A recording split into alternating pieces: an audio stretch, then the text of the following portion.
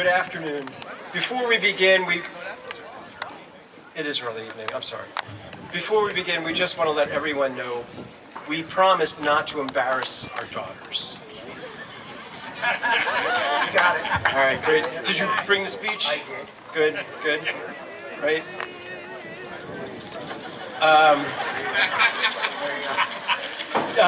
Can you maybe check your glasses real quick?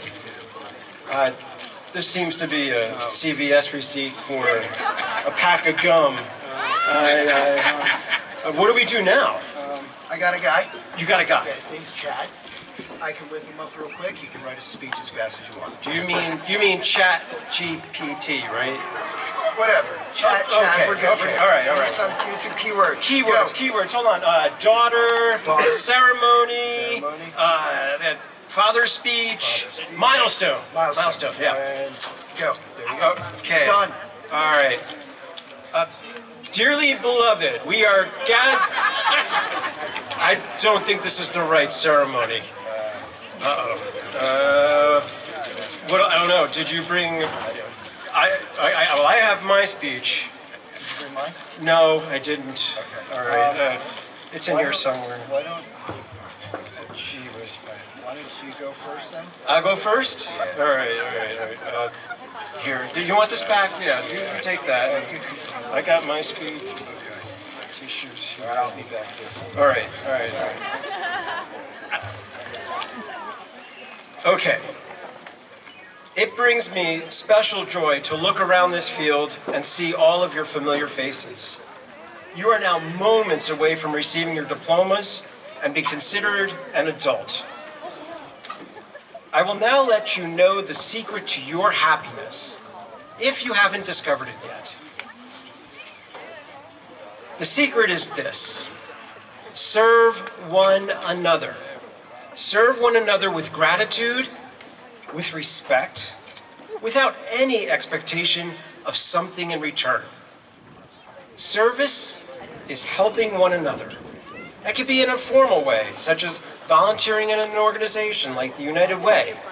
Or it could simply be helping a family member, a friend, a stranger. It could be spontaneous, occasional, or every day with a chore or a project. By leading with service, you will develop a culture of caring and respect around you. Service is not easy. Service with love can hold disappointment. However, service will make whatever community you live in a better place. Congratulations, class of 2024. I charge you to start today and serve others. In serving others, your heart will be full and you will know happiness. Thank you.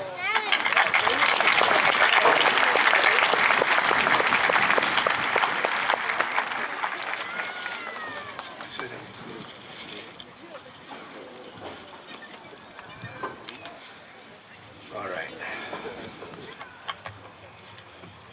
You know, as a history teacher, I feel like I should have put together a PowerPoint presentation for you back here. No worries, I will post it in the Google Classroom and I will send you all the Google Classroom code after the ceremony. No, seriously, in the beginning of every school year, I usually take out this really massive binder and it's filled with all the work that I show my students are going to complete throughout the course of the school year. When I explain to them, they immediately begin to panic, anxiety sets in. They begin moaning and complaining, and I get the occasional, why do you already hate us? You just met us. Well, after I calm them down and explain to them the school year is really long and we're going to get through this together, they start to feel a little bit better. That's when I break out one of my favorite quotes, and it's by Greek philosopher Aristotle.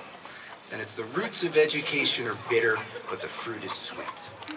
Now, we take some time, we evaluate the quote, we go over it, explain to them that everything that they learn, not just this year, but in their entire school career, will benefit them in the future, and that benefit becomes their fruit.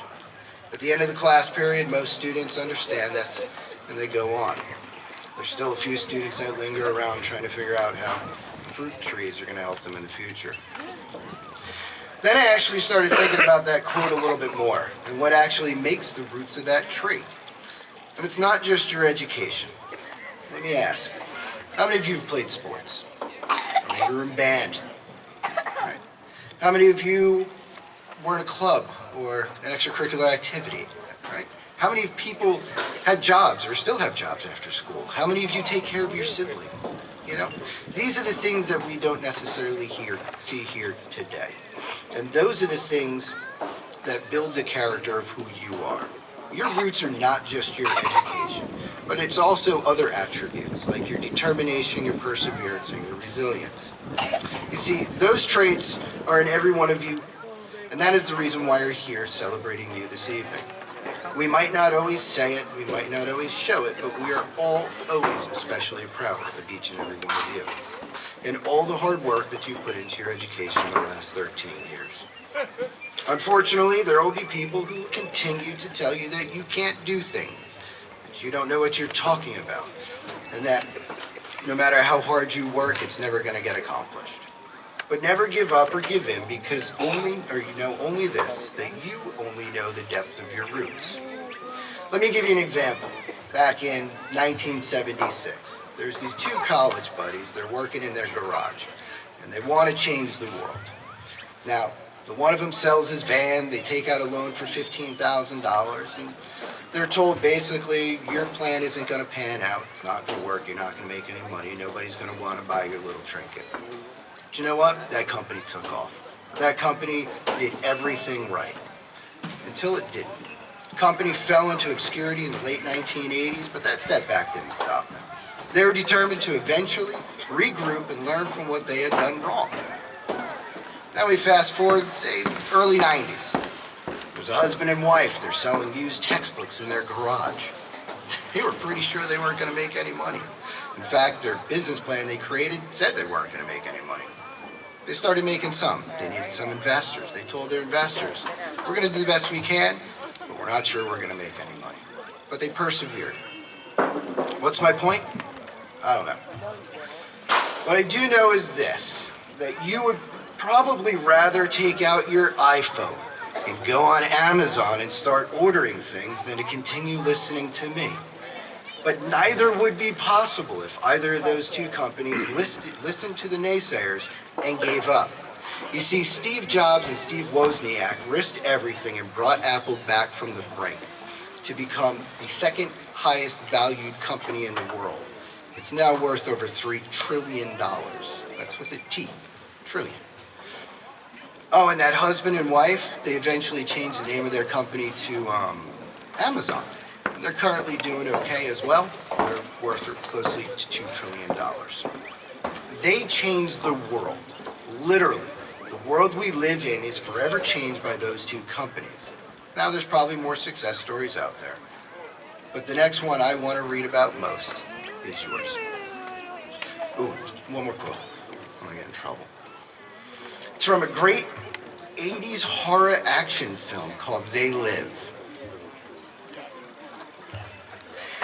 From legendary filmmaker John Carpenter, the main character walks into a bank and he says, I have come here to chew bubble gum and kick butt.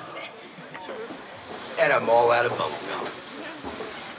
So class of 2024, I challenge you to find your empty pack of bubble gum and fill it with all the attributes that make you great, like your determination, your perseverance, your resilience, but most of all, your education. Go out into this world and kick some butt. Congratulations, class of 2024. Thank you and Godspeed.